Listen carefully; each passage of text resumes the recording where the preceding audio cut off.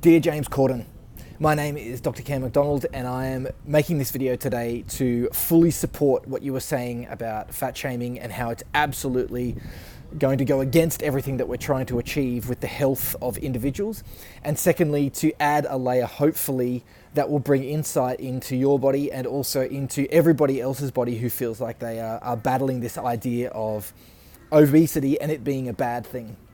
The first thing I want to say is that the people who hold more fat tissue will save the world.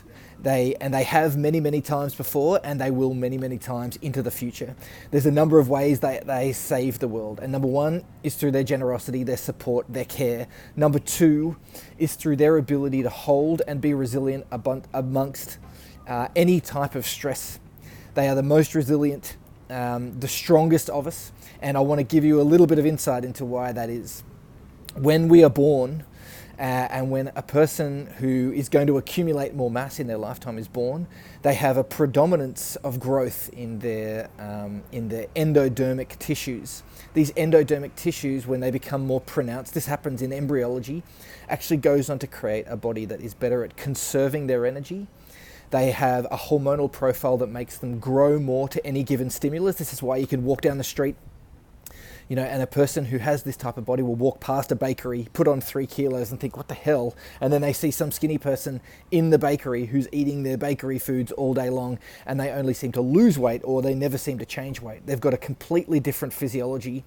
Now, this body that accumulates more tissue, what it does, it has a hormonal profile that says, I need to conserve energy. And why do they need to conserve energy? Well, they also have a hormonal profile that says, I need to save everyone around me. I need to protect everyone around me. This comes from a mixture of prolactin, IGF-1, insulin. These hormones all together actually create this instinct within this body to look after everybody else. Now, if you're looking after everybody else, then of course you have to conserve energy so that you can support other people. So what happens to this body? Psychologically, they're being driven to look after everybody. Physiologically, their body is saying, well, if you're going to give all of your food away, because they are the most nurturing type of body, if they're going to give all of my food away, then I'm going to make sure that I can hold on to it myself. And so what they do, their metabolism is an expert in slowing down when there is stress. And what that enables them to do is to gain more weight. It enables them to put more fat tissue on. It enables them to gain more muscle tissue. It enables them to actually grow bigger bones as well. All of this is happening through a stress response.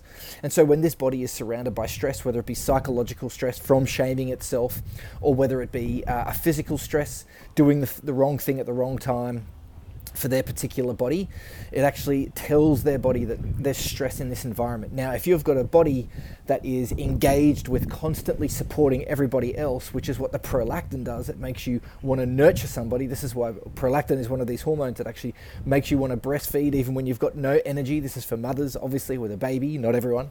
However, men, you can give it a crack if you want to. I just don't think it's going to be that successful. What prolactin does, it makes you think, I've got to give this energy away and I'm not going to receive anything except I'm just going to need to care for them more. And so we have this psychological profile of nurturing, a psychological profile of giving and protection. And then we have a physiology that's designed to conserve energy, because if I'm stressed, if this body is stressed, and they're the most resilient and the strongest because they have the most mass. You think about a bear, they can go months without eating. They're resilient against all types of weather. They're resilient against all types of stress. Essentially, they're the top of the food chain. If they're stressed, then what is happening to their community? And their hormones are making them think, what do I need to do about my community? I need to protect them. How can I protect them? Well, if we're stressed, it must mean that we're about to go through a famine. If we're going to go through a famine, then everyone's going to be struggling for food. Now, what do I need to do to make sure that I can protect everyone? Well, what I need to do is I need to slow my metabolism down. I need to go into conservation mode. I need to lower my physical activity. I need to increase my food intake so that I can hold as much mass as possible now, so that when the famine comes, I can give everything away. I can give it all away. I don't need to eat. I don't need to sacrifice. I don't need to put energy into myself. I can sacrifice for everybody else. And so we end up with this incredible conflict in a body that wants to lose weight, yet Everything in their physiology is saying if they are stressed, and a poor understanding of themselves and a poor picture of themselves can actually create that stress themselves. It can be high sugar foods, it can be activity at the wrong times, it can be inactivity. That creates stress in their body as well, which then makes them think, well, if I'm stressed and I'm the most resilient, then I've got to conserve for others. And so they then gain more weight and they become more lazy because they get told to be lazy by their hormones, because they say, well, if you burn all your energy now, this means that you aren't going to be able to conserve energy, and therefore you're not going to have enough to protect everyone. This body is also the strongest. They have the most muscle tissue. You see these shot putters and hammer throwers, these enormous humans. The world's strongest people are all people who have the capacity to store more fat tissue than other people. You don't see a high jumper competing well at the strongest man competition because they have a completely different physiology. This body is the strongest body out there. They have the most muscle. They have the most protective instincts. This is the kind of person that you want protecting your community as well. All of this is actually inside their biology and driving their behaviors. So when they stress, they crave. They crave because if they're stressed, they need more fuel so that they can hold more fat tissue, so that they can save more people later when the famine comes.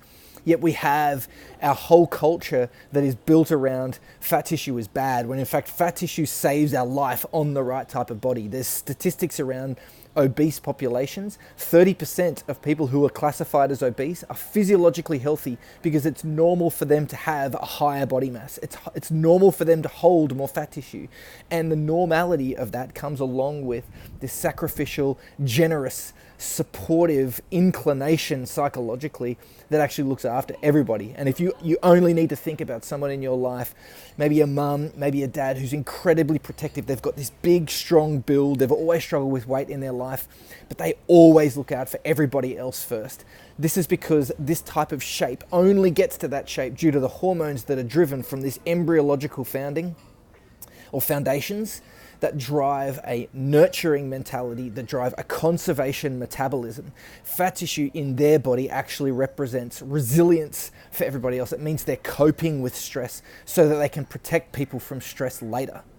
So yes, when we shame these individuals, what's going to happen is that they're going to go into stress because they're going to have self-judgment, because the people that they want to protect are rejecting them.